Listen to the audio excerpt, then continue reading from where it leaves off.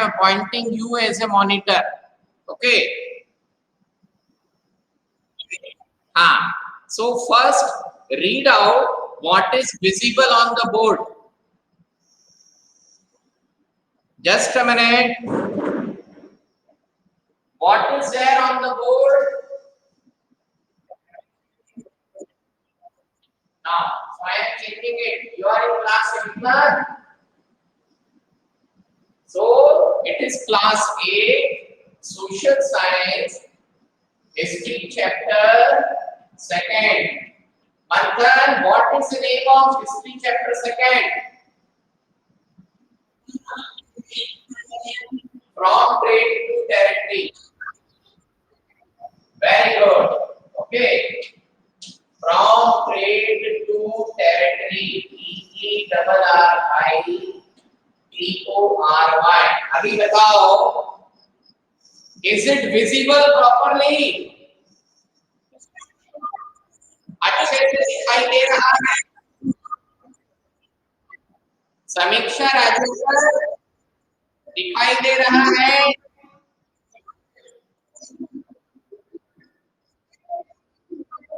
Okay.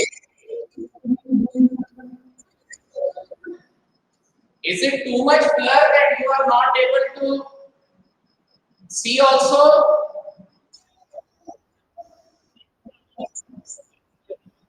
दिखाई नहीं दे रहा ना? ठीक है. Okay. I am asking you, is it visible or not?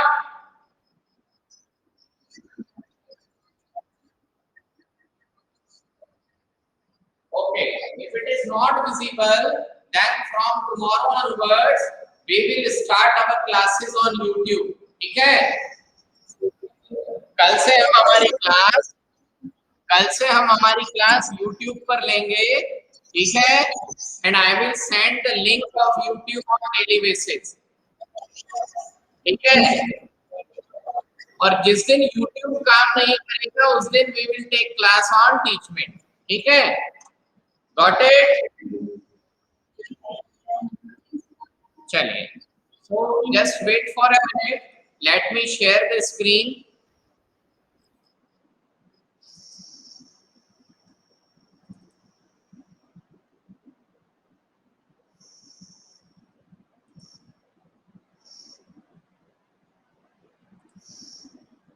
Okay, let me go for the screen sharing option.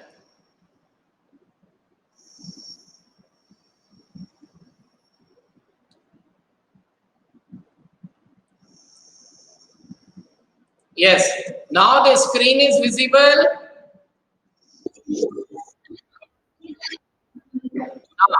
Now I am asking, is it visible? Okay. Now please tell me. Now please tell. Hi, it's okay. Now please tell me. अभी जब मैं screen sharing कर रहा हूं तो ये बहुत अच्छे से दिखाई दे रहा है.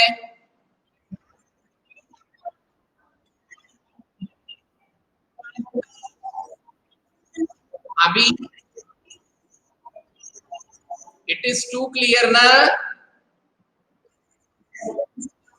There won't be any problem. Okay, so problem is coming only when we are working on board. Board के केस में ये प्रॉब्लम हो रहा है ना? ठीक है. यहाँ तो स्क्रीन से तो कोई दिक्कत नहीं आ रही.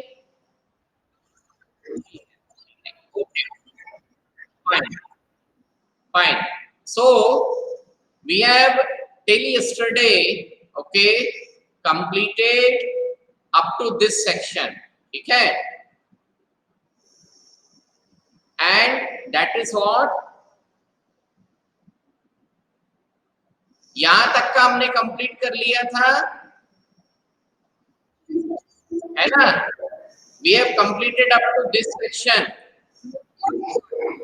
Okay.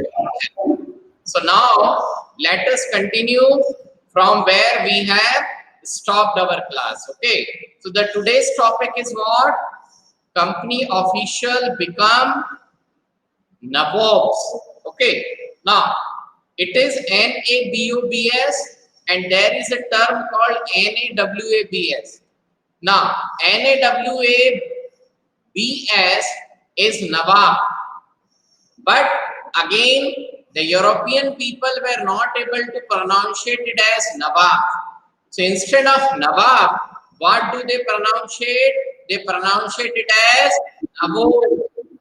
समझ में आया? हाँ, so उन लोगों को ये वाला pronunciation नहीं आता था. So what pronunciation did they use? This. ठीक. So what did it mean to be नवाब? अब नवाब होने का मतलब क्या है? Okay. So each company servant began to have vision of living like नवाब. हम बोलते ना बड़ा नवाब है. अब बड़ा नवाब है मतलब बहुत पैसा है और बहुत शानो शौकत के साथ क्या कर रहा है? अपना जीवन जी रहा है. नवाब है मतलब उस व्यक्ति के पास बहुत सारा पैसा है और वो व्यक्ति बहुत शानो शौकत के साथ क्या कर रहा है? अपना जीवन जी रहा है. Getting the point? Okay. So each company servant began to have vision of living like नवाब. तो हर कंपनी सर्वेंट जो है वो क्या सोचना शुरू कर दिया कि हमारे पास में भी बहुत पैसा होना चाहिए और हम भी किसके जैसे? नवाबों के जैसे अपना जीवन जिएंगे. ठीक है.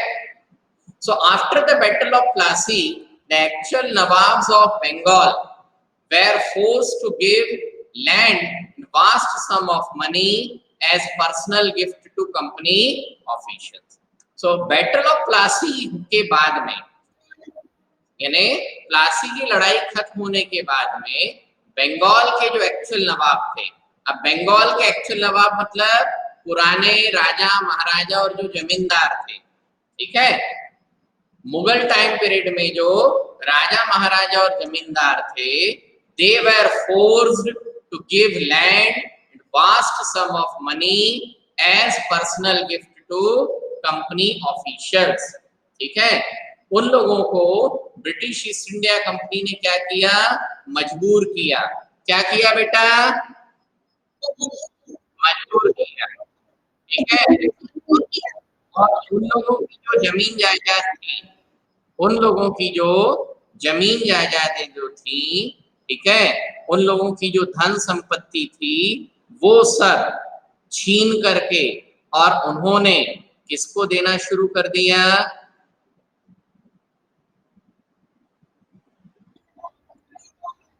Company officials. British East India. Good. So जो ब्रिटिश ईस्ट इंडिया कंपनी के जो ऑफिशियल्स थे, उन ऑफिशियल्स को इन्होंने क्या देना शुरू कर दिया? जमीन जायदाद देने के लिए मजबूर कर दिया. यानी कुल मिलाकर जो पुराने राजा महाराजा और जमींदार थे उनसे जमीनें छीन करके कंपनी के जो बड़े बड़े अधिकारी थे उनको दे दी गई और साथ में पर्सनल गिफ्ट के रूप में बहुत सारा पैसा मिला. यानी जो ब्रिटिश ईस्ट इंडिया कंपनी के ऑफिशियल्स थे, the officials of the British East India company became richer and richer day by day. तो दिन ब दिन ब्रिटिश ईस्ट इंडिया कंपनी के ऑफिशियल्स क्या हो गए? अमीर. ठीक है. So Robert Clive himself amassed a fortune in India. Just a minute beta. Only 44 participants are there. Where are the remaining one?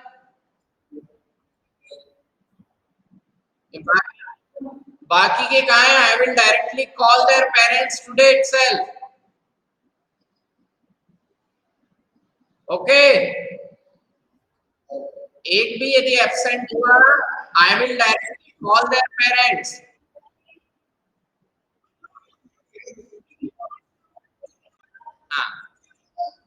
Where is Srishti Shukla?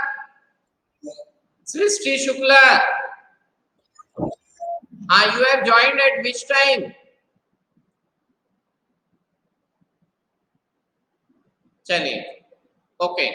So let us continue, है ना? So the Robert Clive himself amassed a fortune in India. Fortune का मतलब होता है धन संपत्ति. Fortune मतलब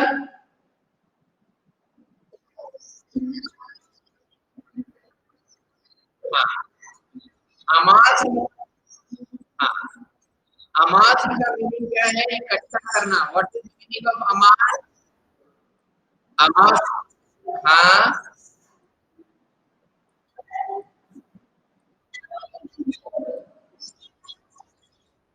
हाँ. So do one thing. All of you, listen. All of you, please switch off your mic.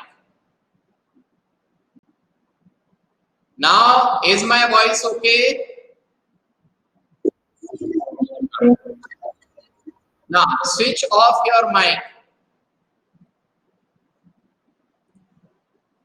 Only Manthan Ghagar Gunde is supposed to speak. Manthan, are you live? Ah. So, he had come to Madras from England in 1943. Okay? In which year he had come? England से वो 1943 में आया था at the age of 18. When in 1761 he left India, his Indian fortune was worth rupees 400 1102 pound. This is a symbol of pound. ठीक है, यानी कुल मिलाकर उस जमाने के हिसाब से रॉबर्ट क्लाइव ने बहुत ज्यादा पैसा कमाया. When he was appointed governor of Bengal in 1764, he was asked to remove corruption in company administration. है ना? जबकि जब रॉबर्ट क्लाइव को 1764 में बंगाल का गवर्नर अपॉइंट किया, he was asked to remove corruption. उससे ये कहा गया था कि तुम्हें बंगाल से क्या हटाना है? करप्शन हटाना है. ठीक है, but he was himself cross examined in 1772 by the British Parliament, which was suspicious of his vast wealth. ठीक है, उसको 1772 में क्रॉस एग्जामिन मतलब उसके ऊपर मुकदमा चलाया गया. ठीक है, बिकॉज उसने बहुत सारा पैसा इंडिया से रिश्वत के रूप में खरीदा था. यस, वाणी त्रिवेदी. हाँ, at what time have you joined? बेटा आपने क्लास ओनली 2 मिनट एगो, 2 मिनट पहले ही आपने क्लास ज्वाइन करी है. करेक्ट है? एंड वेयर इज सृष्टि शुक्ला? आपने 3 मिनट पहले क्लास ज्वाइन करी है.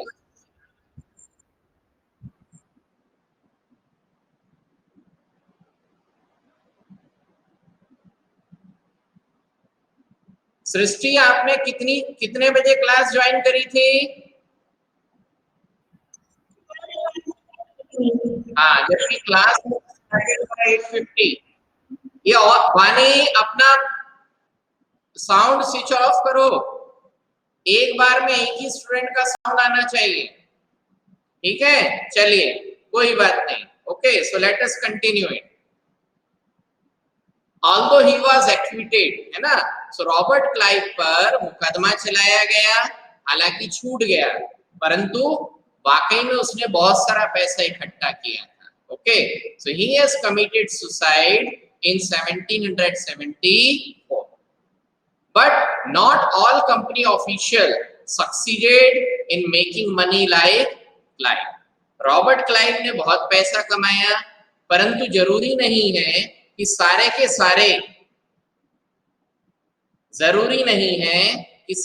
सारे ऑफिशियल्स ने पैसा कमाया हो. ठीक है, many died an early death in India due to disease. बहुत सारे ब्रिटिशर्स ऐसे थे जो बीमारी के कारण या और किसी कारण से काफी जल्दी मर गए.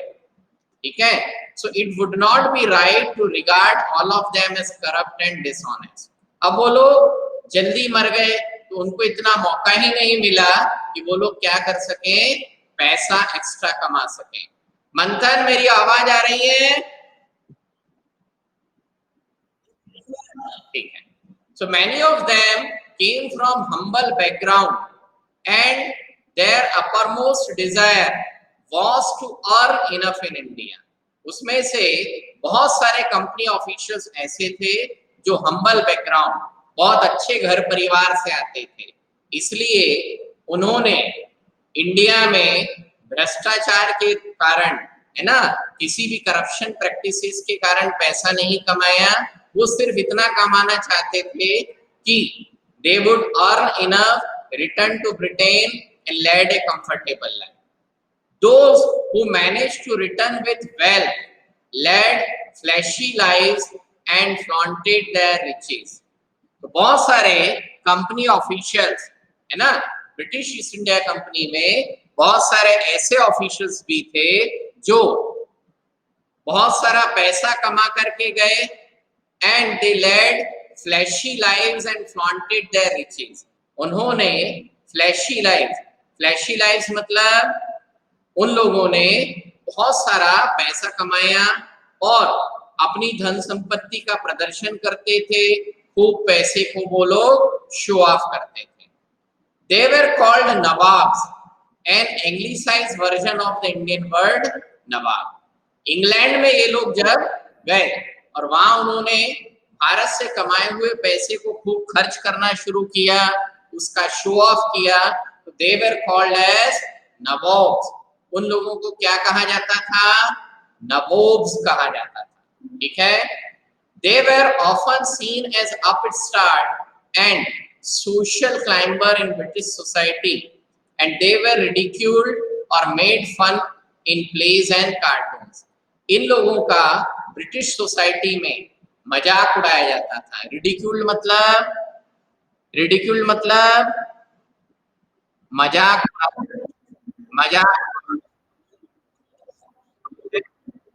तो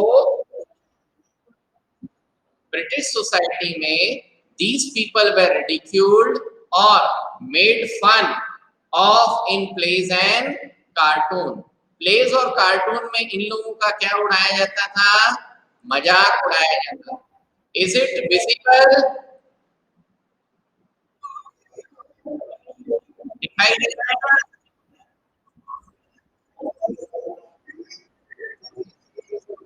गुड, ठीक है। हाँ, सो मैंने अभी 2 विंडोज कर ली हैं, ठीक है। सो एक विंडो से I am able to see the students who are joining the classes, and from another window you people are also able to see the text. Text दिखाई दे रहा है? हाँ, ठीक है। हाँ, ऐसीन अपना, यस, आप अपना वीडियो ऑन करो जरा, वीडियो ऑन करो ऐसीन। गुड, ठीक है। Now you can switch off your video. चलिए, so let us start with a next topic. ठीक है, अभी हम क्या स्टार्ट करने वाले हैं? Next topic. Now what is the next topic?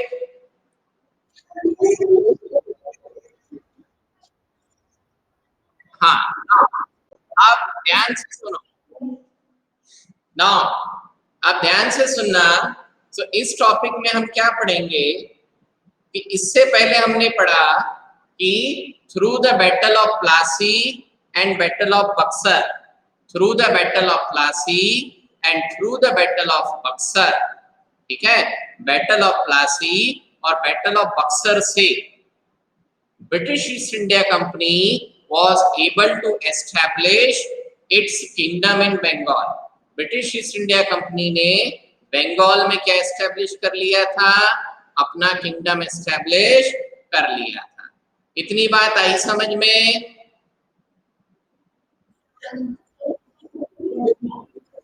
ठीक है।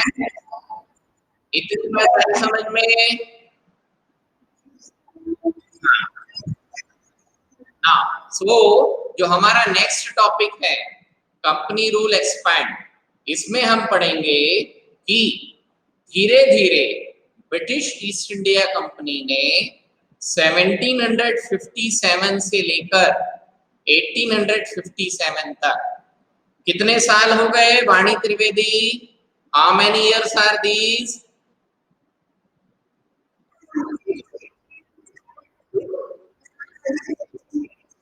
हाँ, सो टोटल कितने साल हो गए? 100 साल, है ना? यानी अराउंड 1763 में they became the nawab of Bengal.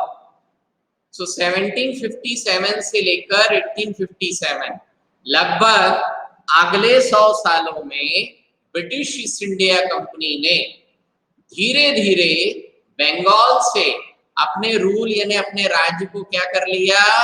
Expand कर लिया। ठीक है, तो ये जो सेक्शन है, इस सेक्शन में हम पढ़ेंगे कि 1764 से लेकर 1857 तक किस तरीके से ब्रिटिश ईस्ट इंडिया कंपनी ने धीरे धीरे एक एक करके बहुत सारे इंडियन स्टेट्स को क्या कर लिया? अपने कब्जे में कर लिया। और अपने कब्जे में करने के बाद उनका रूल यानी उनका राज्य क्या हो गया? एक्सपैंड।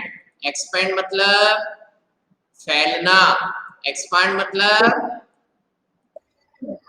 तो कंपनी रूल एक्सपैंड मतलब कंपनी का राज्य क्या होना शुरू हुआ?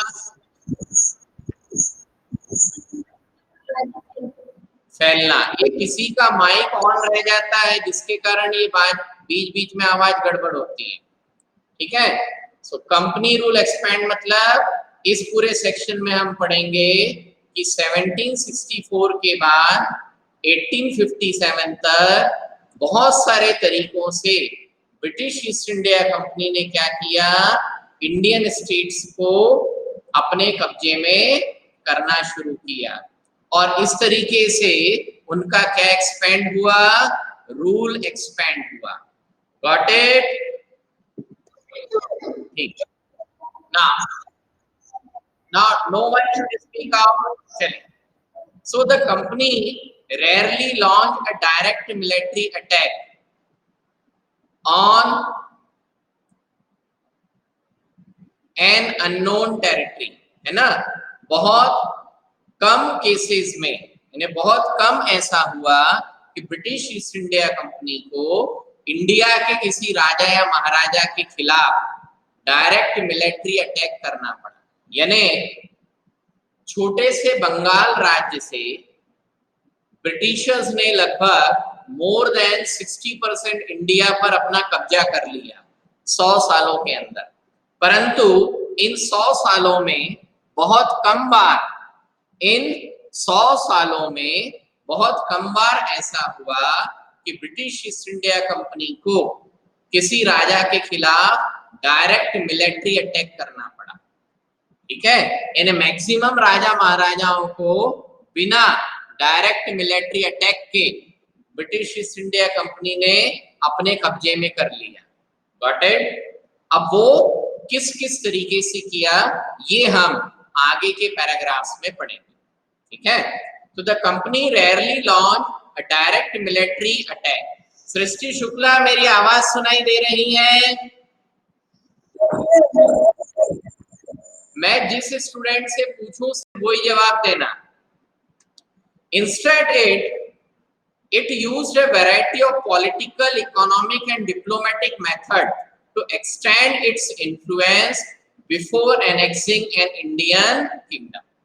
So, direct military attack के बजाय, डायरेक्ट मिलिट्री अटैक के बजाय ब्रिटिश ईस्ट इंडिया कंपनी ने क्या किया?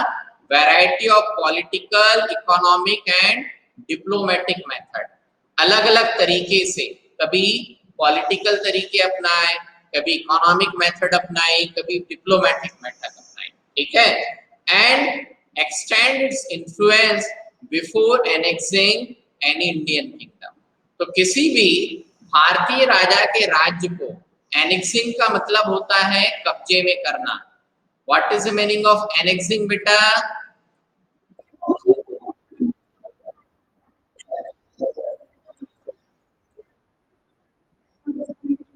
ठीक है, एनेक्सिंग का मीनिंग है कब्जे में करना। ठीक है, सो कब्जा करना,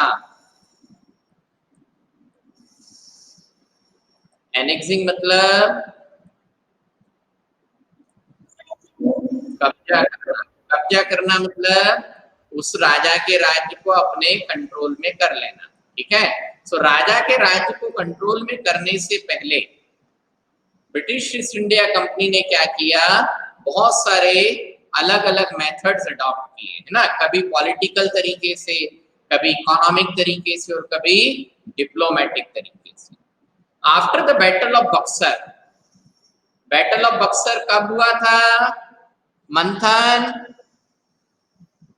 In which year the Battle of Buxar took place? Okay. So after the Battle of Buxar in 1764, the company appointed residents in Indian states. So Battle of Buxar के बाद कंपनी ने इंडियन स्टेट्स मतलब भारत के जो राजा महाराजा थे उनके राज्य में रेसिडेंट्स अपॉइंट किए। ठीक है ना। Who were the residents? Residents were representatives. Residents were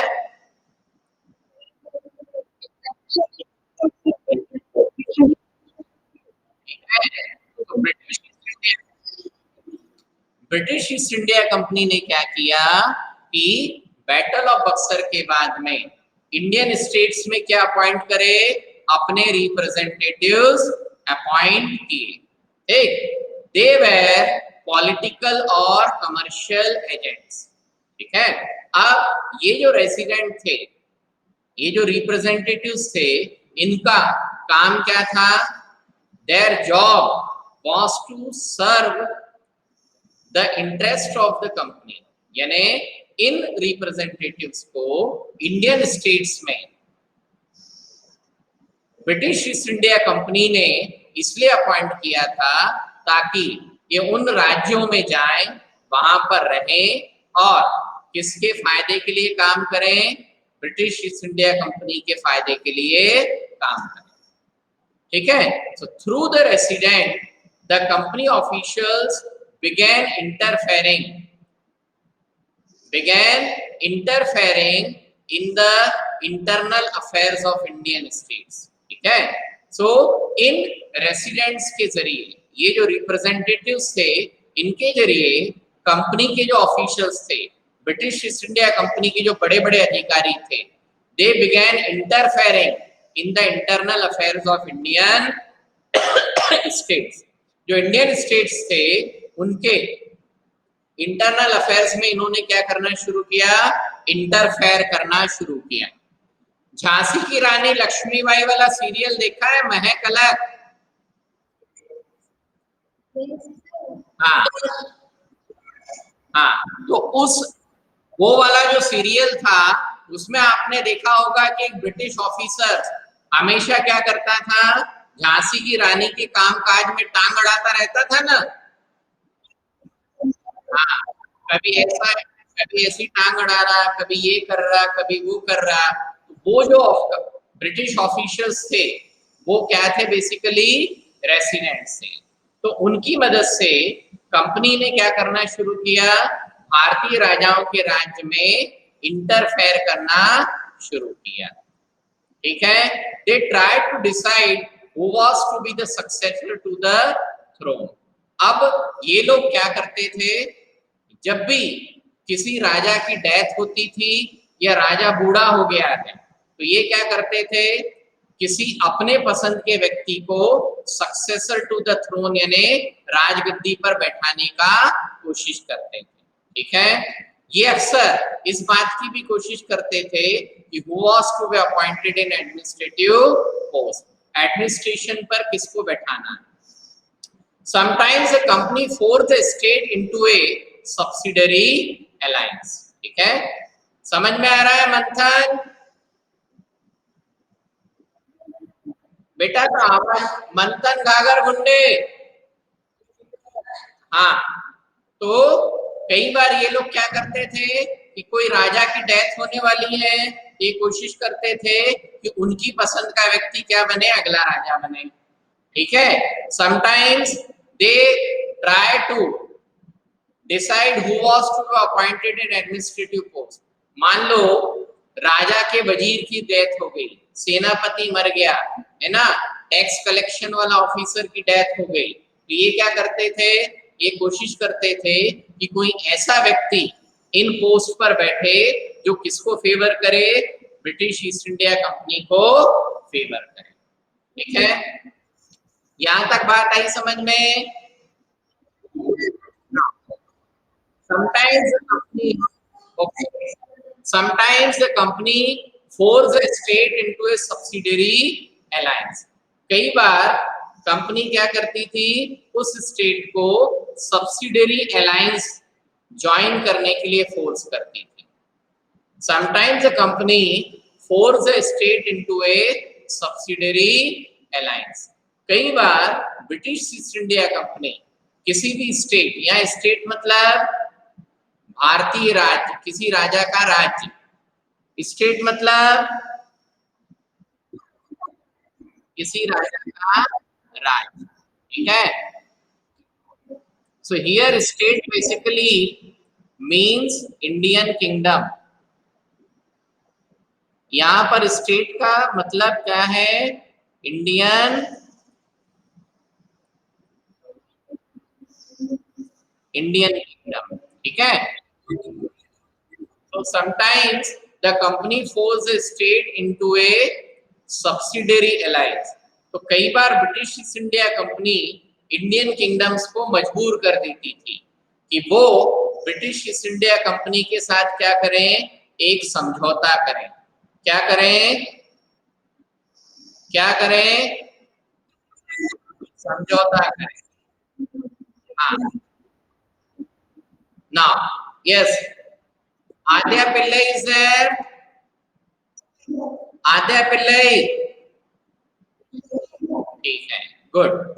So what is the meaning of state here? Indian kingdom। So the company forced the Indian kingdom into a subsidiary alliance। Company क्या करती थी कि Indian kingdoms को, भारतीय राजाओं के राज्य को मजबूर करती थी कि वो क्या करें, सब्सिडियरी अलायंस करें। अब सब्सिडियरी अलायंस मतलब इंडियन किंगडम और ब्रिटिश ईस्ट इंडिया कंपनी के बीच में क्या होगा, एक समझौता होगा। दोनों के बीच में क्या होगा, एक समझौता होगा। Okay, yes, Mahendra Pal is there. I want to listen the voice of Mahendra Pal। Manvik Singh, Om Kade, good. Where is Pragya Bhumiya? ठीक है, okay. So according to the term of this alliance, so subsidiary alliance मतलब एक प्रकार का समझौता। सब्सिडियरी अलायंस क्या है,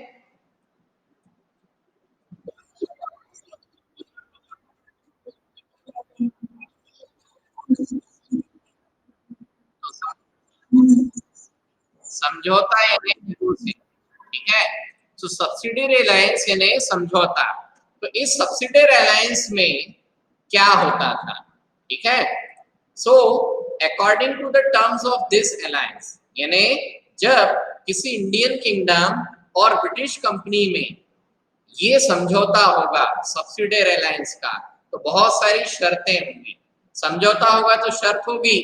ठीक है, तो according to the term of this alliance, इस अलायंस में क्या होगा, Indian rulers were not allowed to have their independent armed forces. यानी यदि समझौता हो गया तो जो इंडियन रूलर्स है, इंडियन किंगडम है, वो अपनी खुद की कोई आर्मी नहीं रखेगा। ठीक है, अब यदि इंडियन किंगडम की आर्मी नहीं होगी तो उस किंगडम को बाकी के लोगों के अटैक से बचाएगा, ठीक है। They were to be protected by the company, यानी उस राजा के किंगडम को प्रोटेक्शन कौन देगी? ब्रिटिश ईस्ट इंडिया कंपनी देगी। Got it? But had to pay for the subsidiary forces. अब ऐसा नहीं है कि ब्रिटिश ईस्ट इंडिया कंपनी राजा के राज्य को फ्री में प्रोटेक्ट करने वाली है, ठीक है। ब्रिटिश ईस्ट इंडिया कंपनी क्या करती थी? ब्रिटिश ईस्ट इंडिया कंपनी अपनी आर्मी को उस राजा के राज्य में रखती थी, यानी आर्मी होगी ब्रिटिश ईस्ट इंडिया कंपनी की, रहेगी कहां पर? राजा के किंगडम में। राजा को उस आर्मी को रहने के लिए पूरी व्यवस्था करके देनी होगी, ठीक है, ओके। और इस प्रोटेक्शन के बदले में दे हैव टू पे, राजा को क्या करना पड़ेगा? आर्मी को टैक्स पे करना पड़ेगा। इतनी बात आई समझ में? तो the company has to pay for the subsidiary forces that the company was supposed to maintain for the purpose of this protection.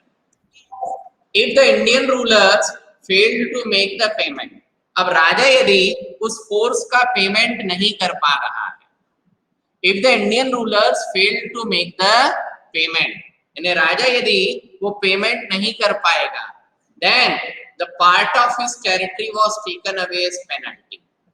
तो फिर उस राजा के राज्य का कुछ हिस्सा पेनाल्टी के रूप में किसके कब्जे में आ गया? ब्रिटिश ईस्ट इंडिया कंपनी के कब्जे में आ गया। इतनी बात आई समझ में?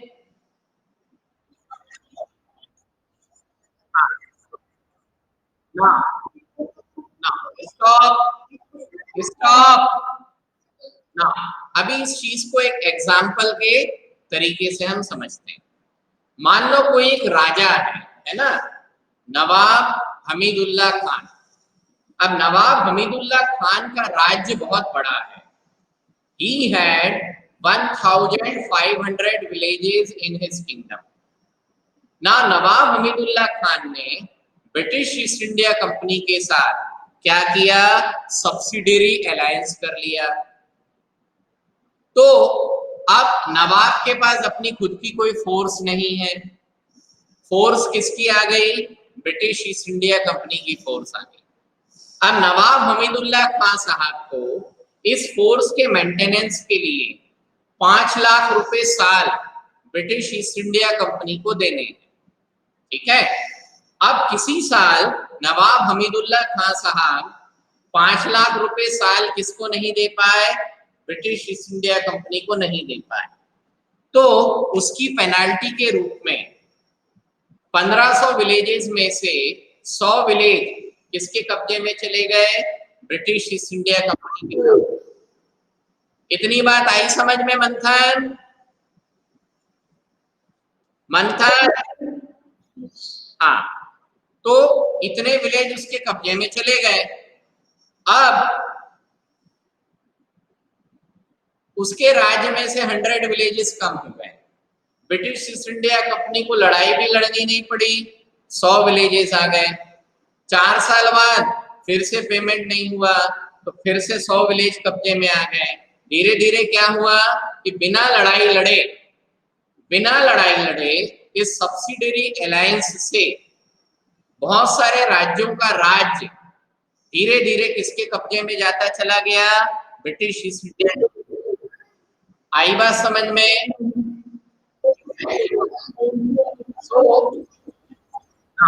Stop. So when Richard Wellesley was the Governor General, the Nawab of Awadh was forced to give over half of his territory to the company in 1801 as he failed to pay for the subsidiary forces. जैसे उस जमाने में एक governor general थे, name was Richard Wellesley, ठीक है। तो Richard Wellesley ने क्या किया कि अवध के जो नवाब थे, अवध किंगडम आपने 7th स्टैंडर्ड में पढ़ा था, हाँ। तो अवध का जो नवाब था, he failed to pay for the subsidiary forces, वो सब्सिडरी फोर्सेस का पेमेंट नहीं कर पाया, और सब्सिडरी फोर्सेस का पेमेंट नहीं कर पाया, इसलिए क्या हुआ,